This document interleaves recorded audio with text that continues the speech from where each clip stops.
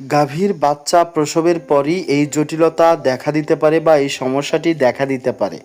আপনারা যারা গাভী পালন করেন তারা জেনে থাকবেন, হরহামেশাই মাঝে মধ্যে এরকম জটিলতায় ভুগতে হয় খামারিদের। এর প্রধান কারণ হচ্ছে ক্যালসিয়াম ডিফিসিয়েন্সি বা বিভিন্ন মিনারেল আয়রনের ঘাটতি।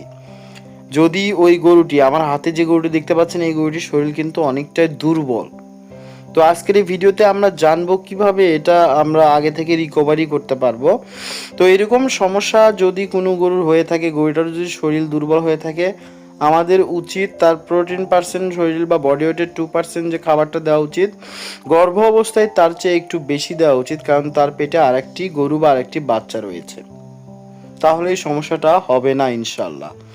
এবং তাকে নিয়মিত একজন ডাক্তারের পরামর্শ অনুযায়ী ভিটামিন, ক্যালসিয়াম, মিনারেল, আয়রন জরুরি ভিত্তিতে দেওয়া প্রয়োজন গর্ভ অবস্থায়। আমরা গর্ভ অবস্থায় বিশেষ করে ক্যালসিয়ামটা অনেকেই দেই, কিন্তু আয়রন মিনারেল দেওয়ার কথা অনেকেই মাথায় আনি না। আয়রন মিনারেল গাভীন অবস্থায় বা গর্ভ অবস্থায় অনেক অনেক জরুরি। তো এই সমস্যাটা যদি আমরা না ফেস করতে চাই, তাহলে অবশ্যই তার খাবারের মানটা ঠিক রাখতে হবে এবং যথেষ্ট পরিমাণে ক্যালসিয়াম, ভিটামিন এবং তার শরীরে যা প্রয়োজন সেই অনুযায়ী একজন ডাক্তারকে দেখিয়ে পর্যাপ্ততা পরিমাণ তাকে খাবার দিতে হবে এবং ওষুধগুলো, মেডিসিনগুলো কিনে কিনে তাকে খাওয়াতে হবে গর্ভ অবস্থায়। আর এরপরেও যদি এরকম সমস্যা হয়ে যায়, তাহলে আপনারা যে কোনো একজন ভেটেরিনারি সার্জন অথবা ভেটেরিনারি বিশেষজ্ঞ ডাক্তার দ্বারা পরামর্শ করে আপনারা এই ফুলটা ক্লিয়ার করবেন। আর আমি যদিও এই ফুলটা হাত দিয়ে বের করার পক্ষে না, এটা আপনারা ডাক্তারের পরামর্শ নিলে বুঝবেন, ইজিলি হাত দিয়ে ছাড়াও বের করা যায়, কিন্তু একটু সময় লাগে, 5-7 দিন বা 10 দিন এরকম। বিভিন্ন ইউটোরিয়ান জাতীয় সিরাপ রয়েছে, বিভিন্ন ট্যাবলেট রয়েছে, মেট্রোনিডাজল অনেকে ভিতরে দিয়ে রাখে। মেট্রোনিডাজল যে ট্যাবলেটটি রয়েছে এটা দিয়ে রাখলে আস্তে আস্তে নরম হয়ে বের হয়ে যায়।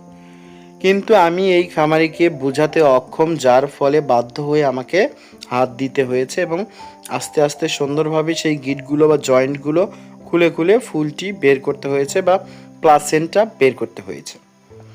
তো আপনারা অবশ্যই এইরকম সমস্যা ফেস না করতে চাইলে গাভীর প্রোটিন পার্সেন্ট ঠিক রাখবেন, ভালো খাবার দেবেন, ক্যালসিয়াম ভিটামিনের ঘাটতিগুলো পূরণ করবেন, ইনশাল্লাহ এরকম সমস্যা হবে না।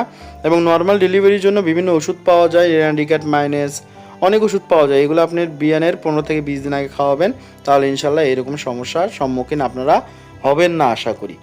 ভিডিওটি কেমন লাগলো, যদি তথ্যগুলো ভালো লাগে তাহলে শেয়ার করবেন, আমার চ্যানেলটি সাবস্ক্রাইব করে আমার পাশে থাকবেন। আবারও দেখা হবে নতুন কোনো ভিডিও নিয়ে। ভালো থাকবেন সবাই, আল্লাহ হাফেজ।